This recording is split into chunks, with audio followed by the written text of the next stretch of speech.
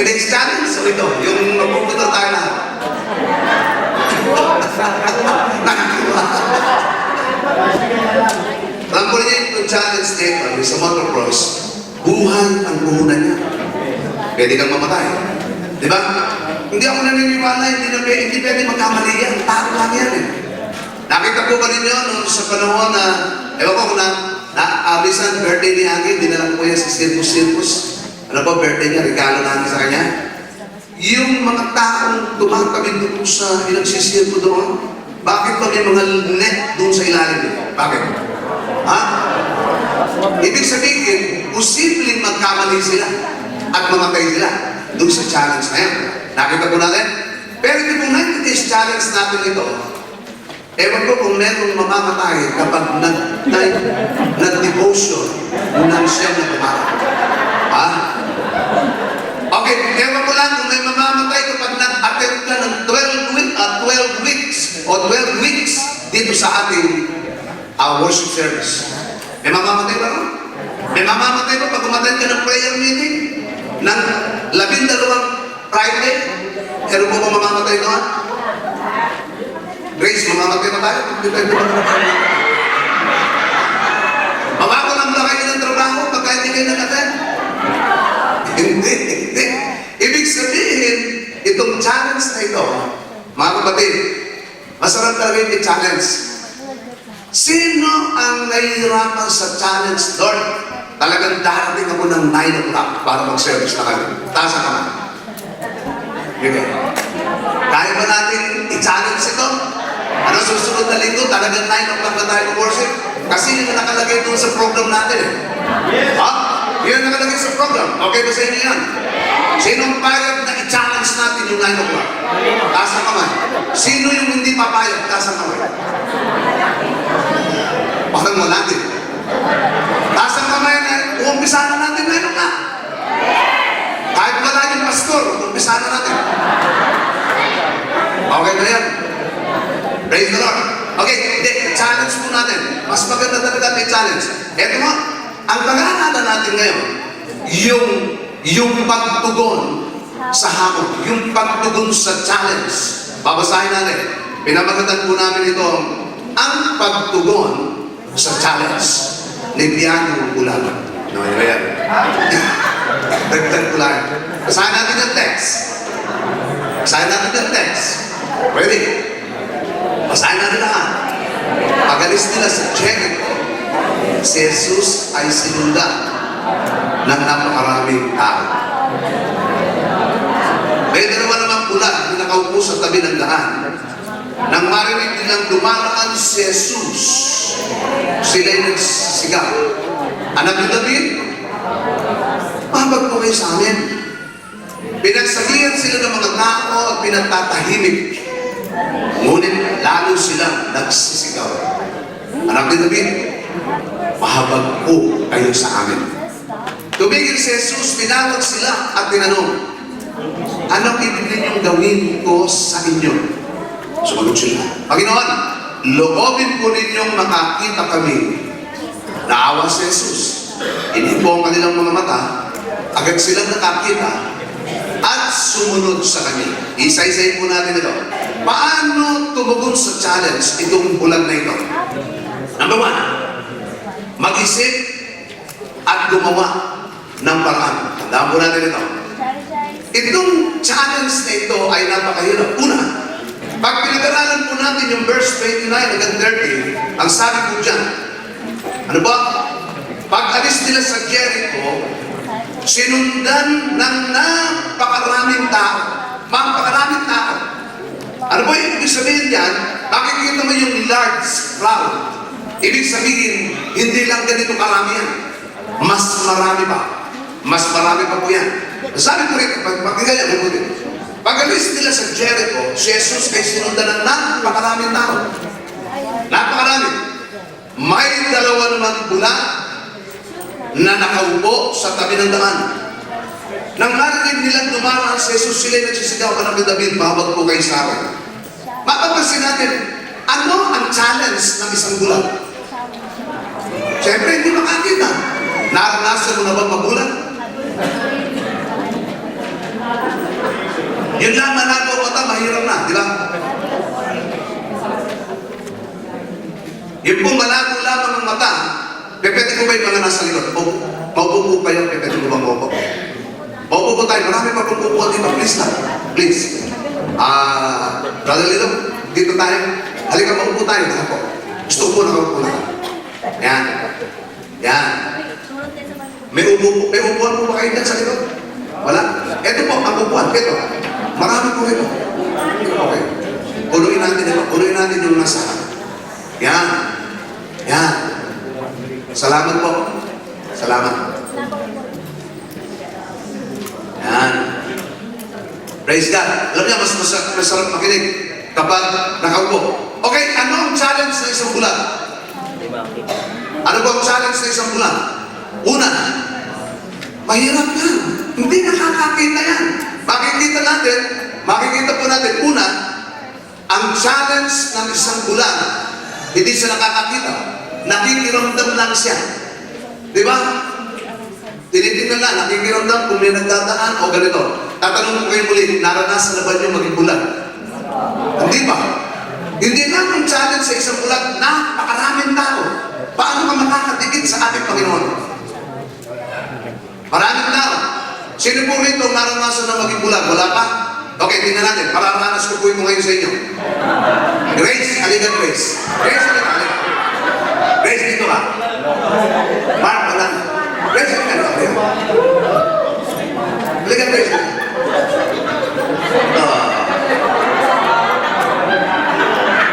Grace, dito ka. Okay Grace, ang gagawin mo lang. Harap ka sa kanya. Pikit lang, pikit. O, pikit. Yan lang.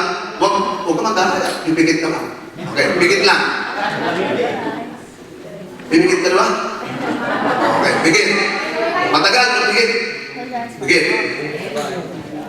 Ano nararamdaman na ng pikit na ganyan? Walang nakikita. Okay, ganyan niya. Man! Ay, sino ba yan? Grace, pauta naman! Grace, pauta naman!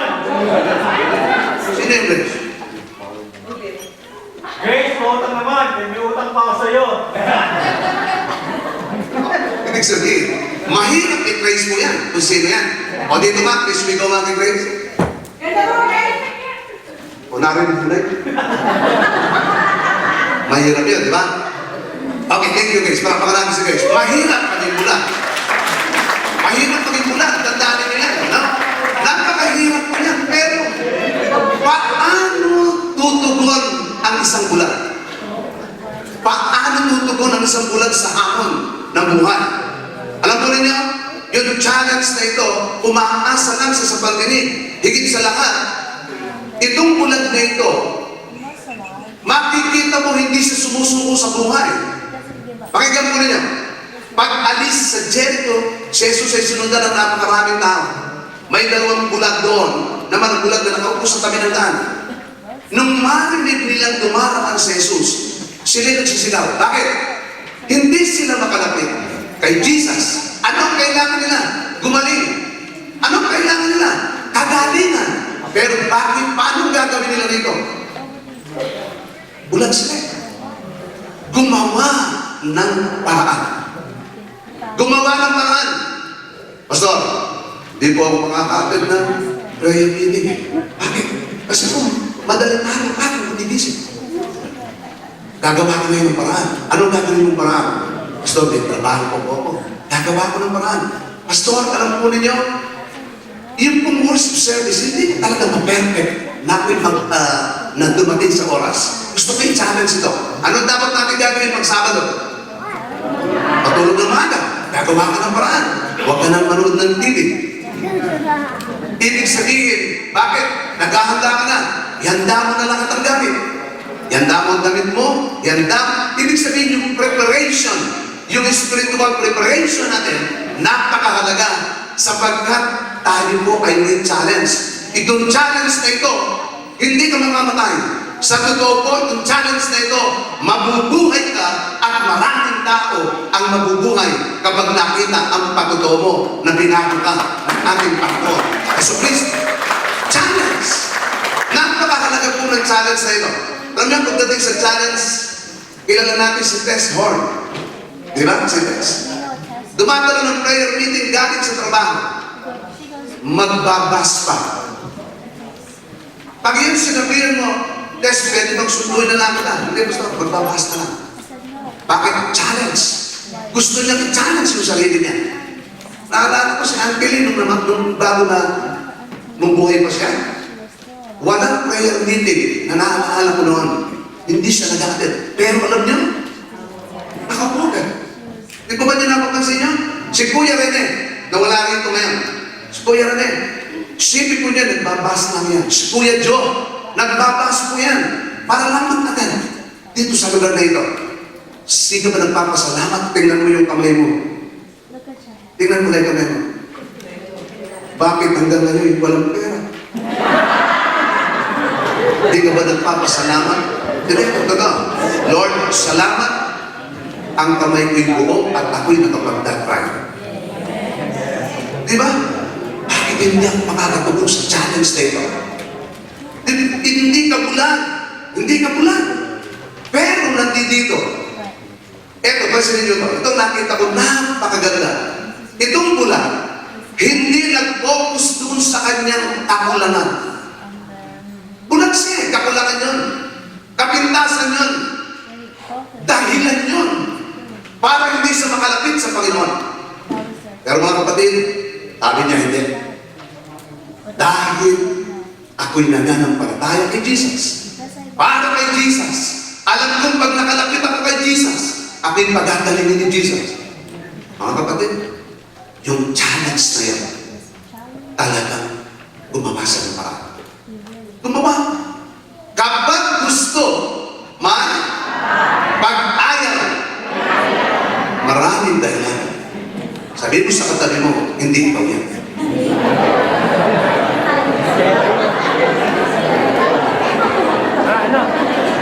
Hindi ikaw. Hindi ikaw. Eto, alam niyo, may mga challenge dito. Basahin po natin yung Marcos chapter 2. Hanggang 1 to 5 ba yan? O, tingnan natin. Basahin po natin ito. Umalis si Jesus sa Capernaum. Pagkalipas ng ilang araw, umalat ang balitang siya'y nasa kanyang panganan. Kaya't nagkatipon ang napakaraming tao. Tingnan niyo, large crowd. Ano ba't wala nang matayuan kahit sa labas ng pintuan. Samantalang nangangaral si Jesus, may idinating na isang paralitikong dala na apat na katao. Hindi nila ito mailapit kay Jesus. Challenge to. Dahil sa dami ng tao. Pansinin nyo yan. Kaya pinakbak nila o binutas nila ang bubong sa tapat niya at tinihugos ang paralitikong nakaratay sa kanyang higaan. Nang nakita ni Jesus kung gaano kalaki ang kanilang pananalig, sinabi niya sa paralitiko, "Anak, ipinatawad na ang kasalanan mo." Challenge! Napakatindig challenge niya. Isipin mo, napakaraming tao. Wala silang matayuan. Hindi pwedeng lumapit. Hindi pwedeng. Itong paralitikong ito, hindi rin makapupunta rito. Alam niyo, tumugon sa challenge yung apat. Kasi yung apat, kailangan nilang makakuha ng prayer of 3. Kaya yung paralitiko, mag-happy-happy pa sila mo. Sinong wala dito? Akin to, ha? Akin to. Pero siguraduhin po, itong paralitikong ito, tinayin niyo mabuti, nahihirapan siya rin. Pinipilit lang siya ng apat dyan. Then, lumapit tayo kay Jesus. Paano tayo makakalapit dyan? Hindi na ako makalakad. Gagawa tayo ng paraan. Anong gagawin natin? Butasin natin yung bubong. Sa pakiwari niyo kung bakit niyo, hindi ka ba magagalit? Pagkatapos dito, anong gagawin niyo sa akin? Iliwanan niyo ako. Paano kung umulan? Paano yan? Kung sa panahon natin ngayon. Di ba? Pero ito, challenge ito. Challenge ito. Aakyat sa hubungan yung apat. para lamang mailapit sa ating Panginoon. Ano ang pinakamahirap na challenge? Pinakamahirap na challenge ito. Pero mga kapatid, kailangan kung nahihirapan ka sa challenge, mag-isip ka, gumawa ka ng paraan, huwag kang susuko dyan sa hamon. Nung nililigawan mo ng asawa mo, anong challenge? Sabi ni Ben, walang challenge.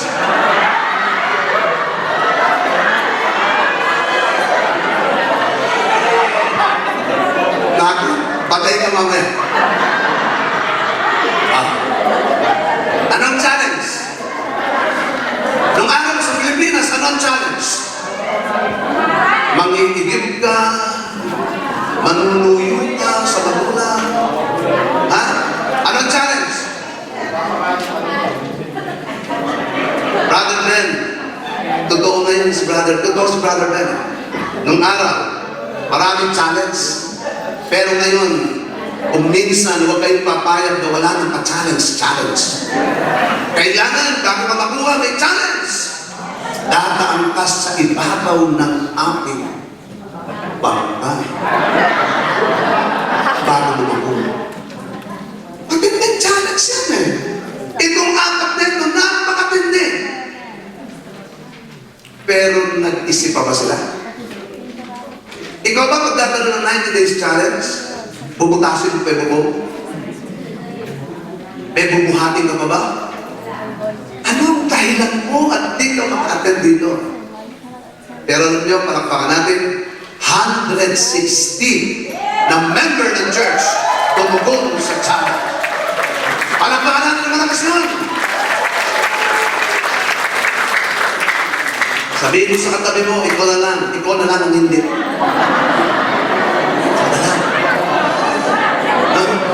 Ikaw na lang. Pagka gusto, nakakaharap. Lord, 12 weeks, aadan ako ng Sunday service. Hindi ma-absent. Panginoon, magdi-devotion ako. Panginoon, mananalangin ako. 10 minutes lang naman. Panginoon, aadan ako ng prayer meeting. Kahit ano mayari. Pag-aadan ako dyan. Panginoon, mag-iipon ako ng pera. Wala mo ng shopping. Wala mo ng date. Wala mo ng eating. Ibig sabihin, ito ang pinakamabigat. Challenge. Maglulus ako ng kuhin. Yun ang challenge. Kaya pag sinecheck lagi ng mentor ko, ilan natin bang ngayon? Nagkamali pa ako kanina, sabi ko 108. 280 na lang. 280. Nagmula ko ng 227, ngayon po ako 100. 227, ngayon po 220 na lang ako. 7 pounds. Pero hindi pa halata. Makikita natin pagkatapos ng 90 days challenge. Pagkatapos ko ng 90 days challenge, ang challenge ko, hindi ako kakain ng anin ng rice. Hindi ako magpo-coffee. Ang labanan nito, malapit na ang Christmas. Paano ko? Challenge. Kailangan natin. Maniwala po kayo, hindi po ito madali. Pero gagawa ako ng paraan. Kung hindi pwede ang rice, may brown rice.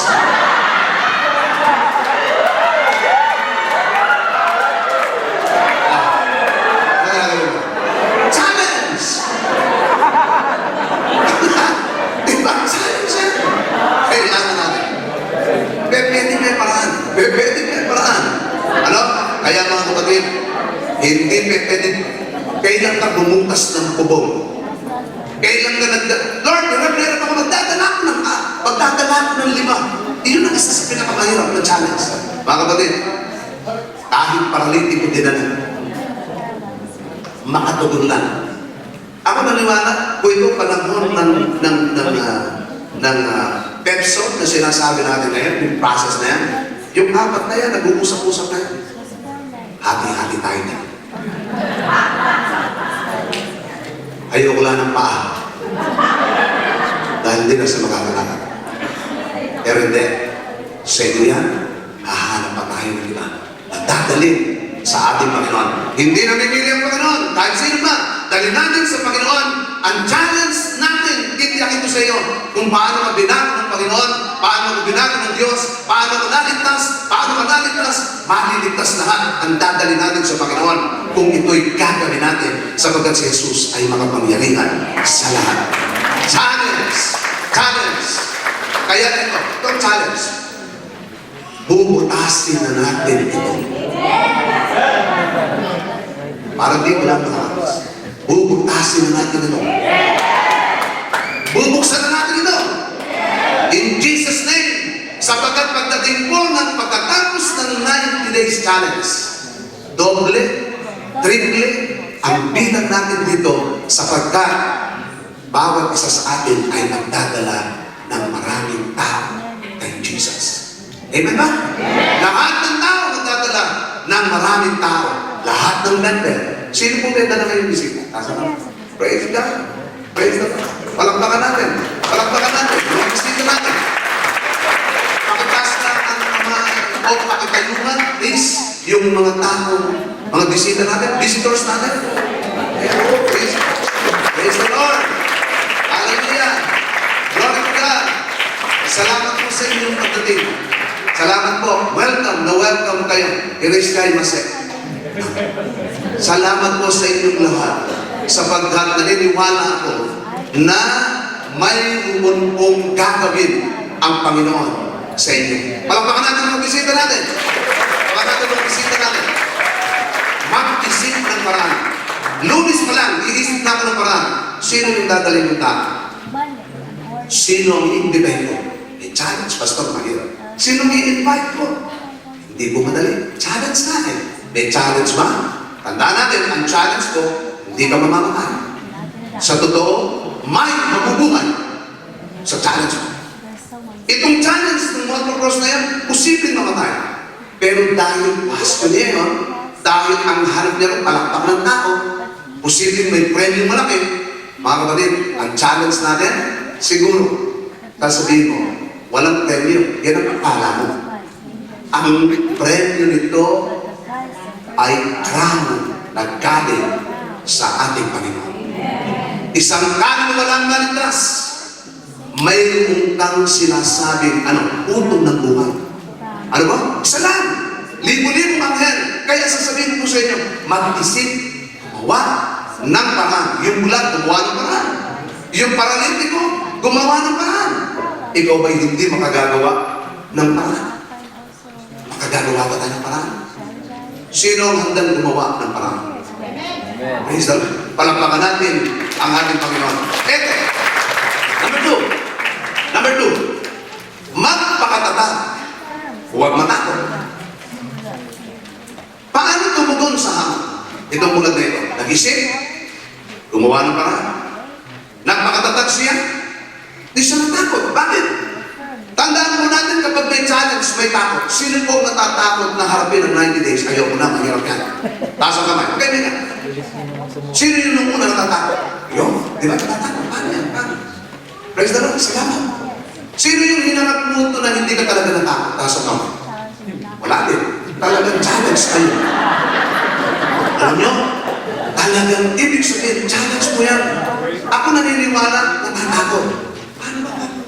Paano ba ito? Pero ito, magpakatatag.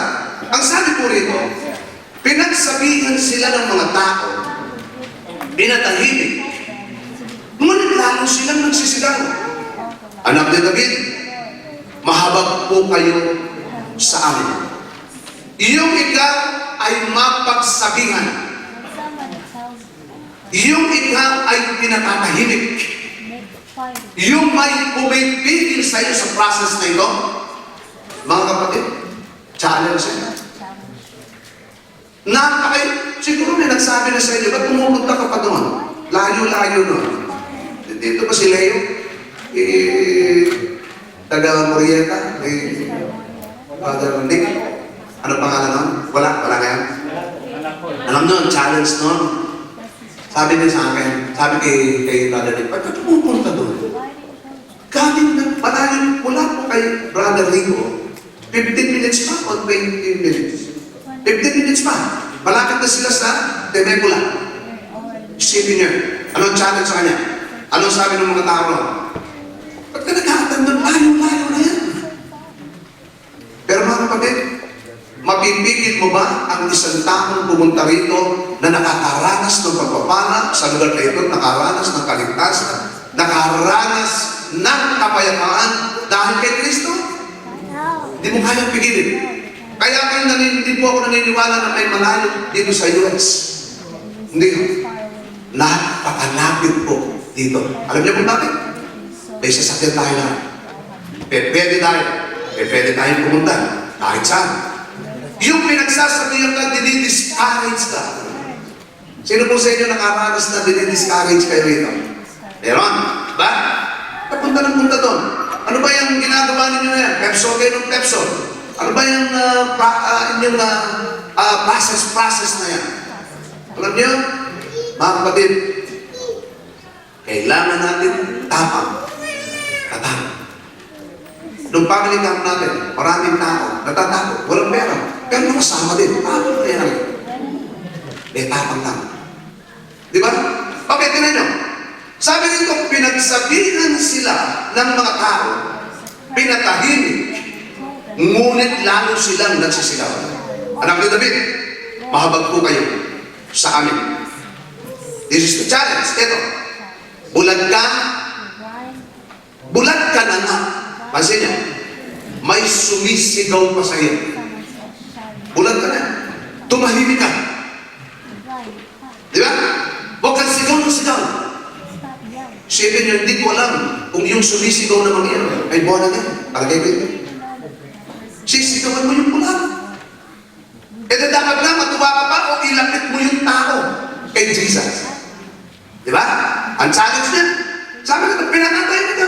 Pero ang ginawa, sa halip na tumahimik, ano ginawa? Lalong sumigaw. Lalong sumigaw. Paano tumagong siya? Hindi ako tatahimik. Mga kapatid, ito ang challenge. Pastor, hindi ako makakuha talaga ng priority. Hindi ko matapos ang aking process. Dapat nanggigigil ka dyan. Hindi ako papayag na hindi ako kumuha ng 5 kaluluwa para dalhin dito sa iglesia ito, para sa Panginoon. Hindi ako papayag. Sabihin mo sa katabi mo yan, hindi ako papayag. Paniwala. Yung may gigil, hindi ako papayag. Huwag mong kausapin yung sarili mo, yung katabi mo. Hindi ako papayag. Hindi ako papayag na hindi kumuha. Hindi bisita lang. Kundi yung dadali natin sa ating Panginoon. Anong ibig sabihin po nito? Kailangan huwag tayong pumayag na hindi natin kailangan i-break natin yung ordinary mindset natin. Yung natural na pag-iisip mo. Kailangan supernatural na galing sa ating Panginoon. Sapagkat kapag yung isip mo lang ang pinagana mo, mga kapatid, sasabihin mo, hindi mo kaya. Pastor, sa totoo po, dati kong 12. Pero ngayon po, pati dadalawa na. Challenge mo yan. Challenge mo. Ano ba ang dapat natin gawin? Utasin mo yung bubong. Alam niya ito, tinan niyo mabuti po ito. Doon po sa Acts, meron pong sa Acts, basahin natin lahat ito, yung challenge kay Peter. Magpakatatag, huwag kang matatakot. Sige, tinan mo rin yun. Pinagsabihan sila ng mga tao, pinatahimik, iniharap nila sa Sanhedrin, sabay-sabay po tayo. Iniharap nila sa Sanhedrin ang mga apostol at siniyasa, ang pinakapulong saserdote. Pangarap sa pangalan ni Jesus. Ayan. Wika niya.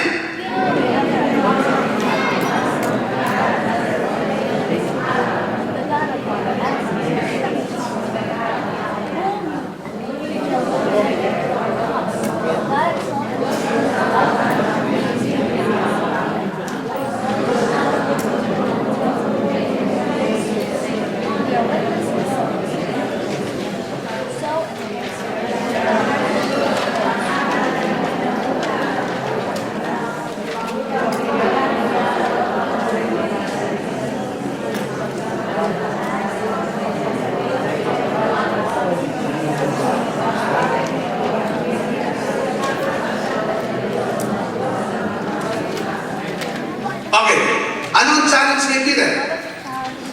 Anong challenge? Pinagbabawalan na mangaral ng salita ng Panginoon. Anong challenge sa bulan? May sumisigaw. May pumipigil. Anong sabi rito? Iniharap sa sanitri ng mga apostol at siniyasat sila ng pinakapunong pari. Ang sabi diyan, sacerdote. Sinabi niya, di ba't mahigpit namin kayong pinagbabawalan? Mangaral sa pangalan ng Jesus na iyan. Meron po ba tayong challenge na yun na nakakasalubong na pinipigil kang mangaral? Dito sa Amerika. Meron po ba? Pag ba meron nang nagsabi sa inyo, pag nangaral ka, kukulong kita. Meron ba? Meron po ba? Wala. Pag ba namigay ka ng Bible dito, pwede kang patayin. Wala rin ang challenge na gano'n. Mga kapatid, wala. Pero, sa China, may challenge na ganyan. Kaya sila mga underground Christian. Sa Saudi, sa Middle East, marami po dyan pag nahuli ka. Talagang pupulungin ka, pahamupigin ka, mahirapan ka. Pero hindi mapigil ang mga tao na nangangaral ng salita ng Panginoon. Dito, walang challenge na gano'n. Ang challenge natin, paano may break yung biyak? Yung takot? Ano ba? Yung panahon mo? Ano ba? Pastor, hindi po ako makapag-share ng gospel kasi po may trabaho ko. Yung isa naman, Pastor, hindi po ako makapag-share ng gospel kasi wala po akong trabaho.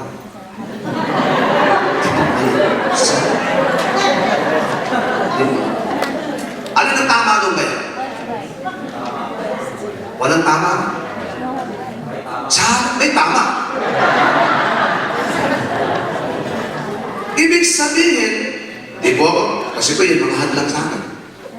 Hindi po hadlang ang trabaho. Praise the Lord, may trabaho. Hindi rin hadlang ang walang trabaho. Praise the Lord, darating na ang trabaho. Ang damo natin, ang challenge, lagi po yan, pinagsabihan, pinipigil, pero lalo lang nagigigil. Lalo lang sumisigaw. Dapat po, magpakatatag ka. Tatapusin po itong 90 days challenge na. Pastor, di ba pwede gawin mo ng 100 yan? Di ba pwede? Kasi kulang pa sa akin na. Pwede ba yan? Yung nakakailan, Pastor, pwede ba? Sinulat ba ninyo yung magbabagas tayo ng timbang o ilan natin bang nyo ngayon? Challenge ba natin yan? Na-challenge natin? Sino po yung talagang wala ng challenge? Talagang, Pastor, ang challenge ko magdagdag ng 30 pounds. Sino nga gano'n? Ibig sabihin, kailangan may challenge tayo na. Mga kapatid, magpakatatag ka. Ako naniniwala sa Friday natin, yung 116, i-break na natin yun. Yung hindi sumama, sasama pa rin natin. Halika. At ako'y naniniwala, bago matapos ang 90 days challenge natin, yung church ni Pastor Bill Cox, sa Emmanuel Church, 365, ang city capacity, puno na yun sa prayer meeting malamang. Sapagkat ako'y naniniwala, ang Diyos natin ay buhay at ikilos talaga ang Panginoon. Challenge. Mahina ang palakpak sa challenge nyo na yun. Kailangan, pinapalakpakan yan. Diba? At ako'y naniniwala, pagkatapos ng 90 days, itatapon ko na o ipamamana ko na ang Amerikana ko sa mga kapatid. Parang hindi kayo naniniwala.